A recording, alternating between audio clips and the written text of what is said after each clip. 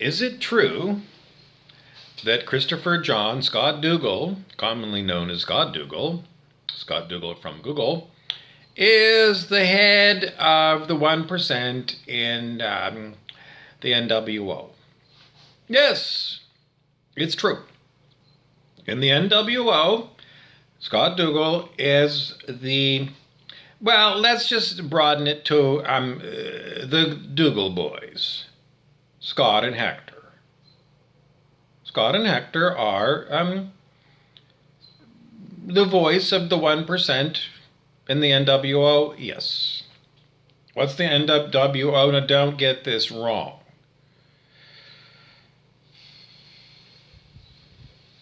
There are two definitions.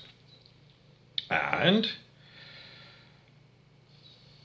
which one do you want first? NWO. Worldwide is known as Northwestern Ontario. My Uncle Don calls it God's country.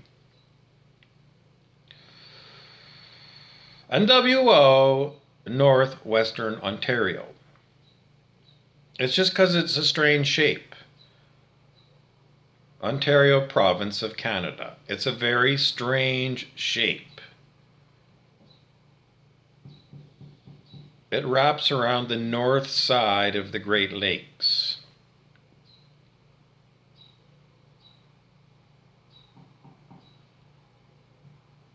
The center of Ontario province is Toronto.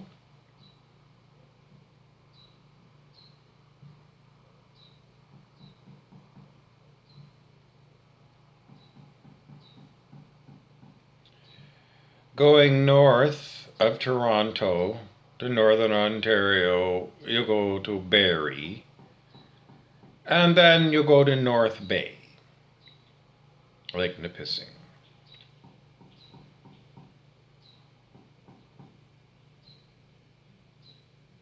But most of Ontario is further north and further west,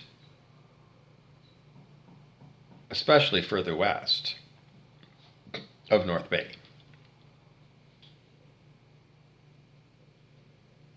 NWO, Northwestern Ontario. And that is where the voice of Northwestern Ontario and Thunder Bay is Dougall Media.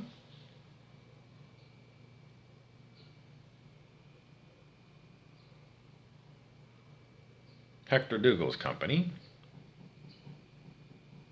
And in California, we have Scott Dougall from Google. Google being Scott Dougall's company. So I suppose you could say Hector is the voice of NWO Northwestern Ontario, and Scott Dougall, his brother, is the voice of NWO New World Order.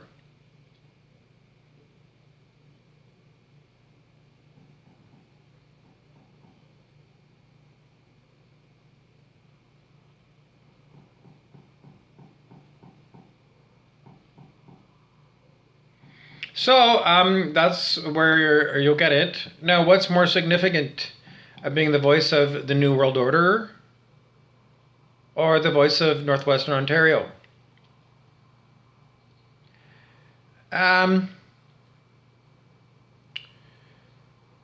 This is spiritual warfare, and I used to play Axis and Allies and Risk with the Dougall.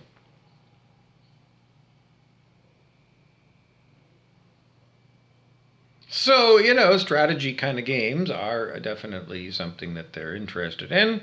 And they're definitely going to be looking for the best possible opponent to play against. Well, I mean, if you're going to have Team 1%, Team NWO, and you're going to run it, it just ain't going to be any fun unless if you're going to be, the Axis powers, because I don't know. Anyways, they're going to be the Axis powers. And you know who's going to be the head of the Allies, and it's totally unorganized as far as you can tell. I mean, you can throw in Donald Trump as being the 1%'s leader of the 99%, but you know, it doesn't really work for me because Project Orange doesn't, you know, like come and talk to me every day on the orange phone because, you know, it's the orange Cheeto, orange hair and orange skin, Donald Trump. So it's just not going to fly. Well, who else might be? Well, Alex Jones, but it was shown that he's Bill Hicks, a known journalist who, you know, they're employed by the 1%. So it can't be him. Naomi Klein, well, I don't know. I still think it has to be somebody. It can't be David Wilcock. It can't be somebody who has been sponsored by Penguin Books, which is Bertelsmann, which is, you know, Bilderberger, which is the 1%. So it can't be, you know, the 1% can't be led by someone who somehow has been recognized by the 1% and put out there like David Wilcock because it contaminates them.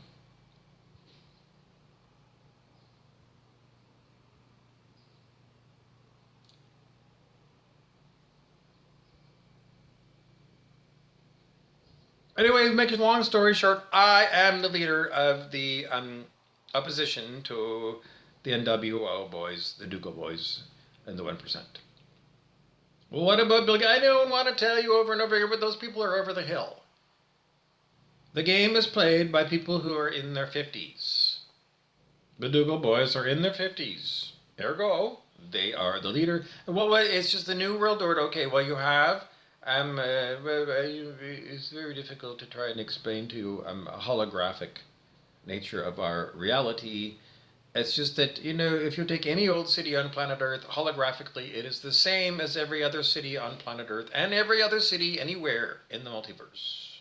A city is a city. It is an archetypal kind of idea of a conglomeration of buildings and stuff for people to, you know, regularly hang out at.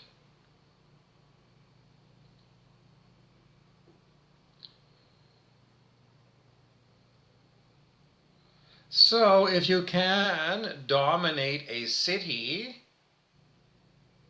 now what is a really good tool of dominating people? Word of mouth. How do you dominate people? Word of mouth. Well, you control the narrative. How do you control the narrative? Well, by owning the government radio station. Who is licensed by the government to have radio stations? I'm Hector Dougall. What else is he gifted with? A whole pile of money because that was gifted to him. The whole part and parcel of it. You know, because capital wise, I mean, in money terms, you know, it's just not something that, you know, the average Joe is going to be able to afford to buy into.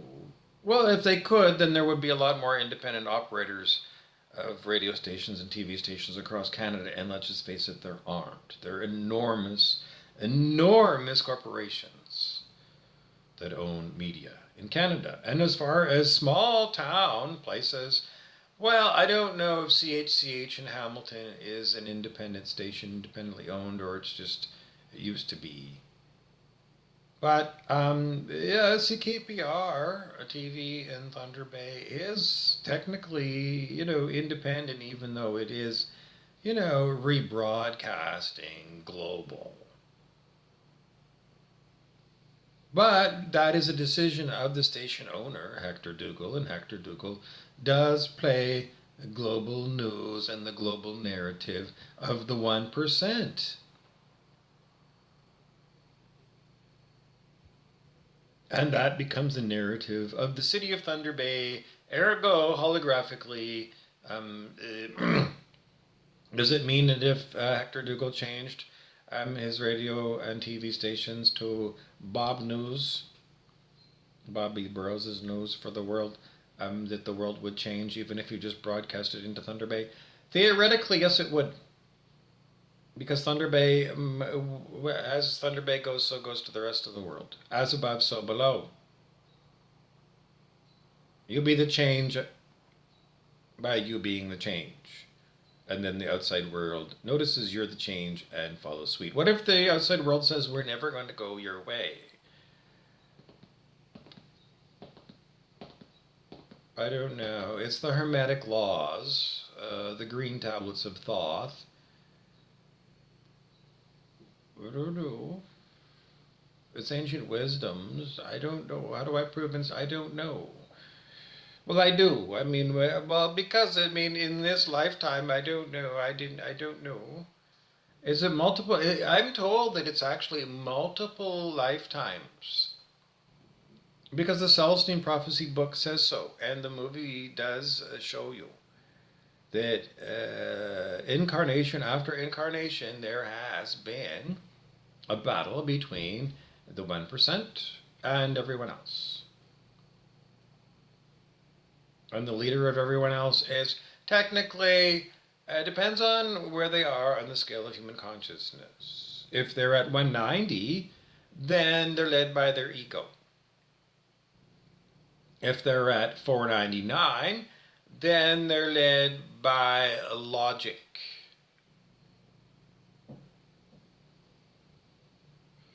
If they're at 599, they're led by their, well, I wanted to talk about like what would ninja be at?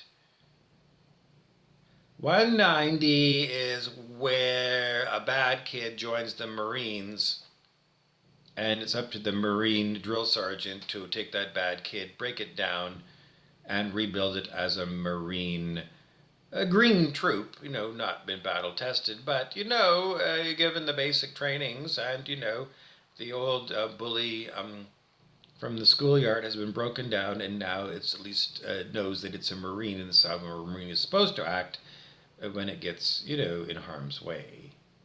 So you start at 190 and you get into the Marine Corps, and the Marine Corps can, take you at 190. And then once they put you in battle, and then you have opportunities to exhibit courage, and you do it for unit cohesion because, you've got a bromance with your buddies.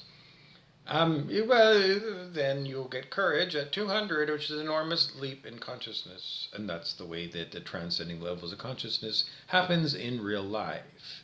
So a ninja who can do superhuman thing, like, climb sideways up a wall, high intensity.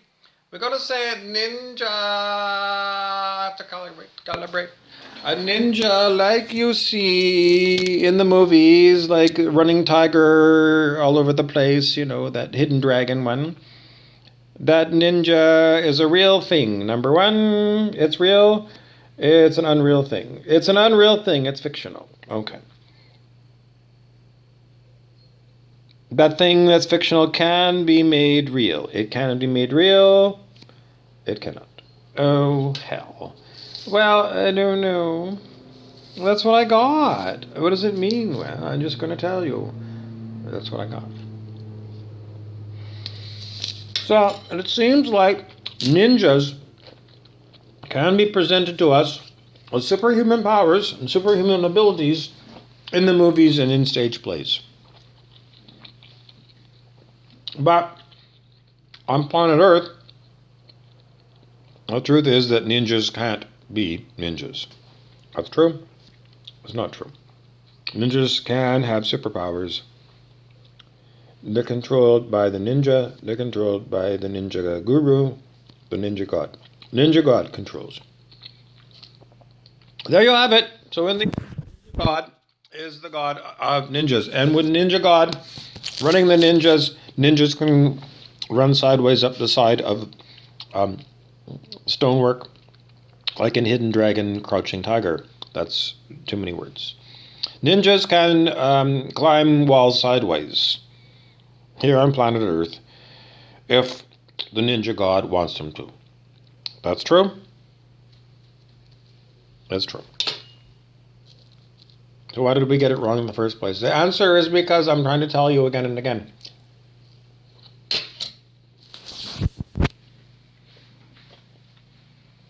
Don't limit the is. So the first time I got something that says that God couldn't do it, that's impossible.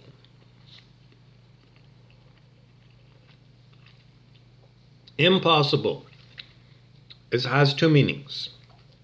And if you give something one meaning, then it's unbalanced. It has to have both meanings.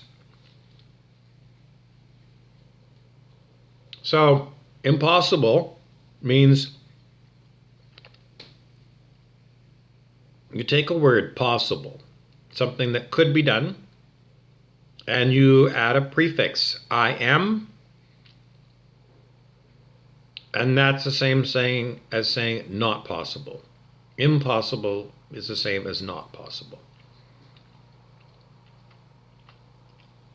But if you split the word impossible into, you like to take the prefix and just like push it to the side a little bit, it becomes a new word. I'm, the old word is possible.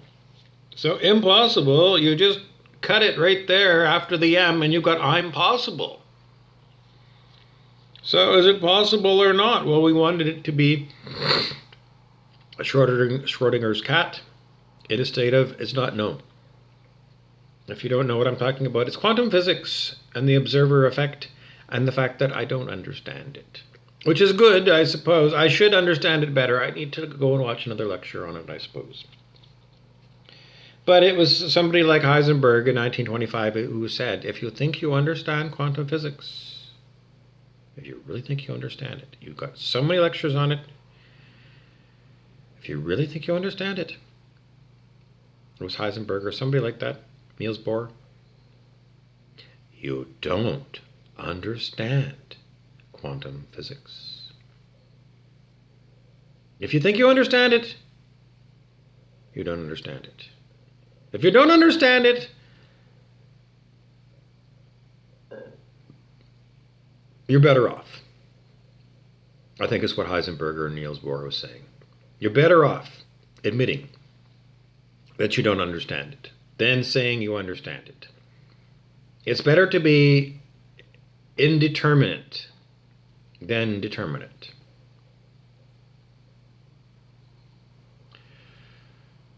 Is that what that means?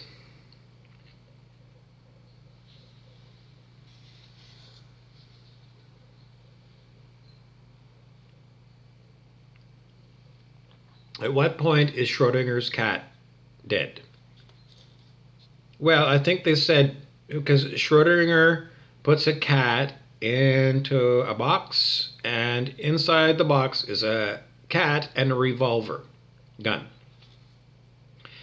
And something could happen to make the gun shoot the cat inside the box. Is the cat dead or alive is the question. There's a cat inside of a box, and inside the box there's a gun that can shoot the cat dead. But you don't know if the gun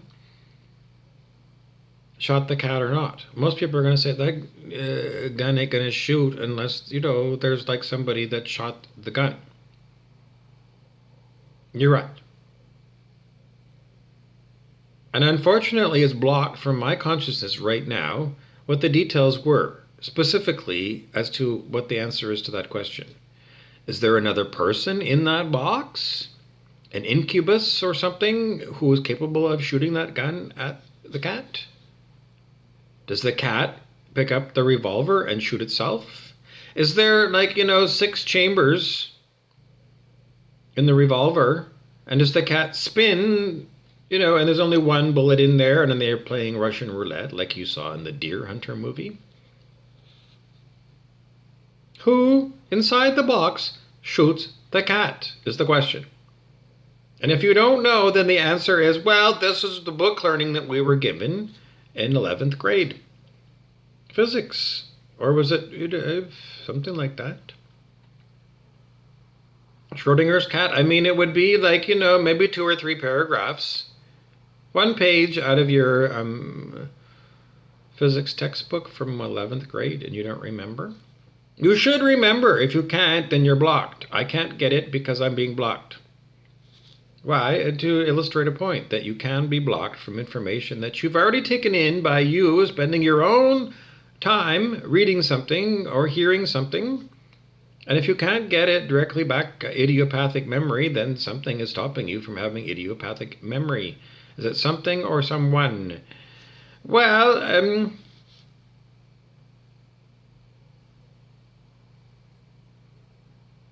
are you going to go look to see if there's someone or something that's blocking you from where do I go in my physicality to look to see if someone is blocking me from stuff that I think I should have access to, my own history file? And if I do think there's someone there and I can hear them and everything, but I can't get them. I don't know. Well, then I just can't do it. It's part of the story of, me knowing that I'm blocked from accessing information and having no clues and no leads as to where to go. And it's been years and years and years of me meditating. What's gone on in those years and years and years and years of me meditating is years and years and years of me meditating. Well, it's just that any blockages will come up in consciousness to be seen, felt, and let go of. And so, all those things that are in consciousness, it's not an integrity